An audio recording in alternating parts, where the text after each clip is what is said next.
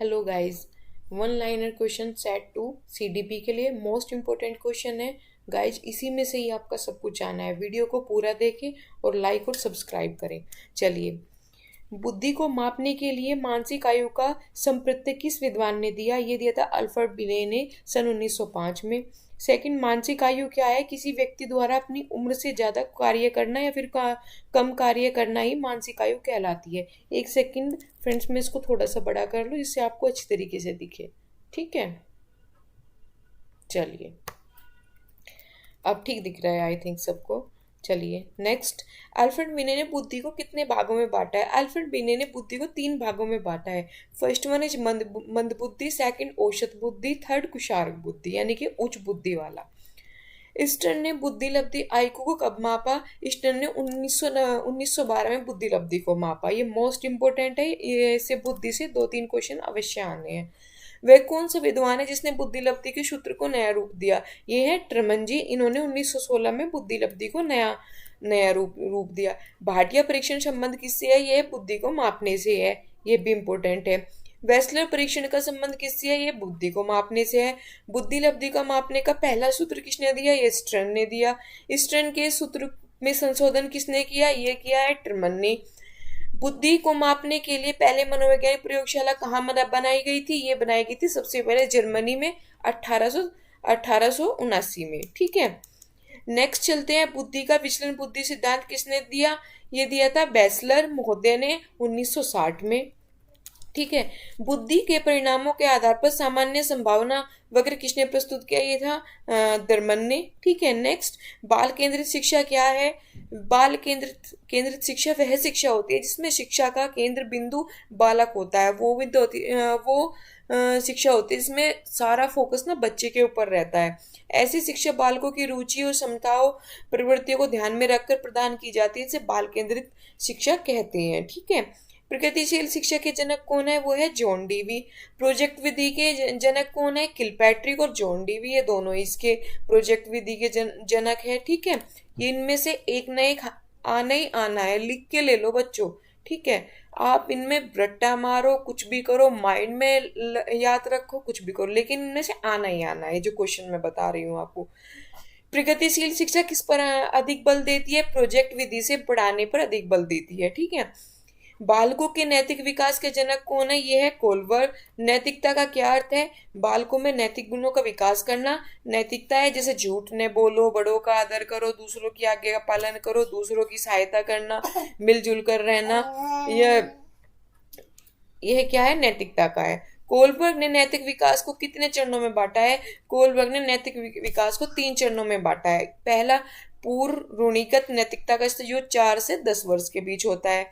दूसरा, रूढ़िगत नैतिकता का स्तर जो 10 से 13 के बीच होता है।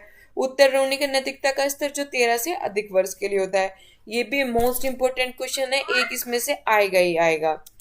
ठीक है, वाइगोस्की कहाँ के निवासी थे? वाइगोस्की रूस के निवासी थे। ठीक है, वाइगोस्की ने बालकों के विकास के लिए कौन सा सिद्धांत दिया? वाइगोस्की ने बालकों के सिद्धांत के लिए संज्ञानात्मक विकास का सिद्धांत दिया। ठीक है, नेक्स्ट है आपका वाइगोस्की के संज्ञान विकास का सिद्धांत और किस नाम से जाना जाता है? वाइगोस्की के संज्ञान विकास का सिद्धांत सामाजिक एवं सांस्कृतिक सिद्धांत के नाम से जाना जाता है। इंपोर्टेंट क्वेश्चन है आपका, आएगा ही आएगा। संज्ञानात्मक विकास का सिद्धांत किसने किसने विद्वानों ने दिया? संज्ञान विकास का सिद्धांत 3 विद्वानों ने दिया, जीन पियाजे, वाइगोस्की और ब्रूनर। ठीक है, वाइगोस्की के अनुसार बालकों का संज्ञानात्मक विकास किसके द्वारा संभव है? ये है आपके अधिगम के द्वारा। शिक्षा का मुख्य उद्देश्य होता है कि शिक्षा के विकास करना, किसका? व्यक्तित्व का विकास करना। कोई व्यक्ति एक प्रभावशाली तरीके से एक हुनर कैसे सीख सकता है? वो है खुद करके, लर्निंग बाय डूइंग, करके सीखो। ठीक है, नेक्स्ट, शिक्षा को किसी व्यक्ति अपनी जिंदगी बनाने की सक्षम वाली होनी चाहिए, उसके सभी संबंधियों के लिए महत्वपूर्ण। वर्णमाला की पहचान कितने वर्ष की आयु में हो जाती है? वो है 3 वर्ष की आयु में। बच्चे की बुद्धि लब्धि 90 से 110 के मध्य है, वह है सामान्य बुद्धि। बच्चे के लिए निःशुल्क एवं अनिवार्य शिक्षा का अधिकार अधिनियम कितने वर्ष के लिए है? ये 6 से 14 वर्ष के लिए। इंपोर्टेंट क्वेश्चन है।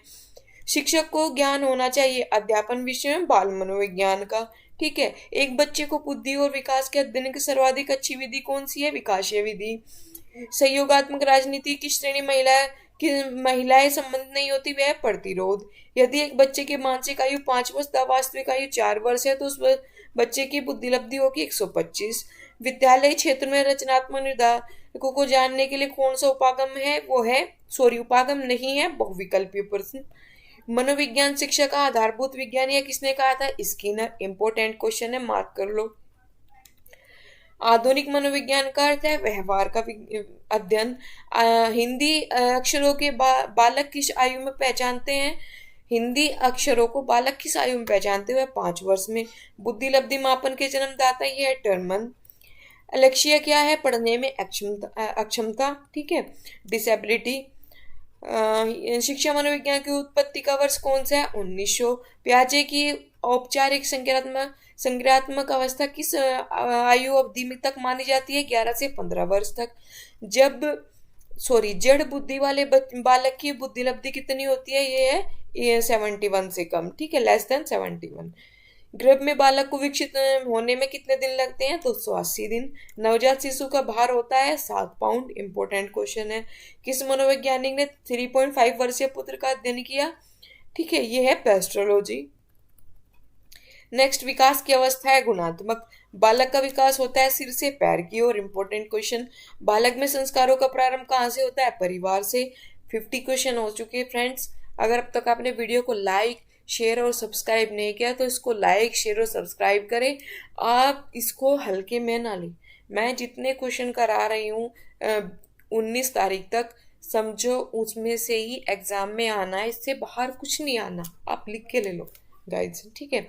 चलिए नेक्स्ट चलते हैं, तेजी से रिवीजन करें क्योंकि बहुत सारा मैटर हमारे पास पड़ा है जो अभी हमें पढ़ना है, ठीक है।